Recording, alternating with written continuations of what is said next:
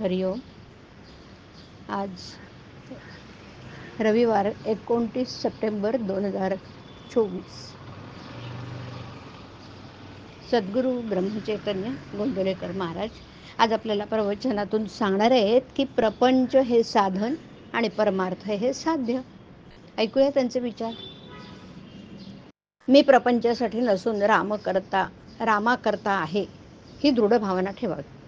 मी माझ्याकरता जगतो असं न म्हणता रामाकरता जगतो असं म्हणूया. मग रामाचेच गुण अंगी येतील.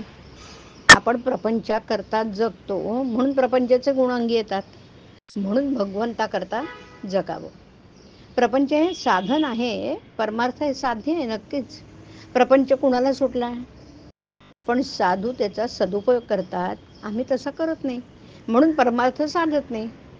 जगात 3 गोष्टी दुर्मिळ आहेत: मनुष्यजन्म, संत समागम आणि मुमुक्षुत्व. मनुष्यजन्म हा परमार्थाकरताच आहे, विषय भोगासाठी नाही. परमार्थाची तळमळ लागली पाहिजे. तळमळ उत्पन्न झाल्यावर, मन शुद्ध झाल्यावर राम भेटेलच.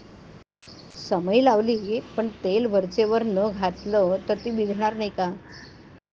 स्मरणरूपी तेल वारंवार घालावं, मग परमार्थाचा दिवा कायम राहील. परमार्थ हा मुख्यतः अनुभवाचा आहे.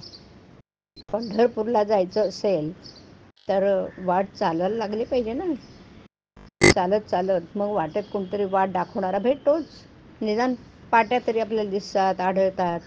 आम्ही परमार्थ मार्गावर प्रत्यक्ष चालूच लागत नाही, मग वाटाडा कसा भेटणार? परमार्थ मार्गावर गुरु खास भेटेलच, म्हणून रामाचं अखंड स्मरण ठेवून परमार्थाला लागूया. आचार आणि विचार यांची सांगड असावी. पोथीत जे ऐकतो ते थोडं तरी कृतीत येणं जरुरीच आहे. पोथी वाचल्यानंतर जेवढं कळलं तेवढं तरी आचरणात आणायला काय हरकत आहे? जे कळणार नाही तेही पुढे हळूहळू कळेल ना. घरातून बाहेर पडल्यावर एकदम मुक्कामाचं ठिकाण दिसतच नाही.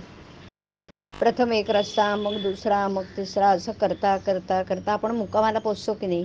त्याचप्रमाणे पोथीतलं सगळं कळलं नाही तरी जे कळलं आहे तेवढं कृतीत आणूया. दृढ निश्चयाने एक एक एक एक मार्ग आक्रमित गेलो तर मुक्कामाला खास पोचणार. आणि म्हणून भगवत स्मरणाला जपलं पाहिजे. त्याला प्राणापेक्षाही जास्त समजून सांभाळलं पाहिजे. संत, सद्गुरू आणि शास्त्र यांच्या वचनावर दृढ विश्वास ठेवावा. तेथे बुद्धिभेद होऊ देऊ नये.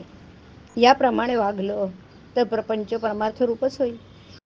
मी रामाचं म्हणणं हाच परमार्थ, अहंबुद्धी ठेवणं हा प्रपंच. परमार्थात अहंकार मिसळला की तो प्रपंचच झाला. उलट प्रपंचातला अहंकार दूर झाला की तो परमार्थच. संसार रूपी वृक्षाला अभिमानाचं पाणी आम्ही वारंवार घालतो, म्हणून तो इतका फोफावला. हा मूळ अभिमानच नष्ट केला पाहिजे बरं. खरा करता ईश्वर असताना जीव हा विनाकारणच मी करता असं मानतो. झाडाचं पान रामा वाचून हलत नाही. देहाचा योगक्षेम तोच चालवतो. मी करता नसून राम करता ही भावना वाढवणं हीच खरी उपासना आहे. कर्तृत्व न घेईल तर जीव सुख दुःख भोगणार नाही. हरिओम. हरिओम तत्सत. हरिओम.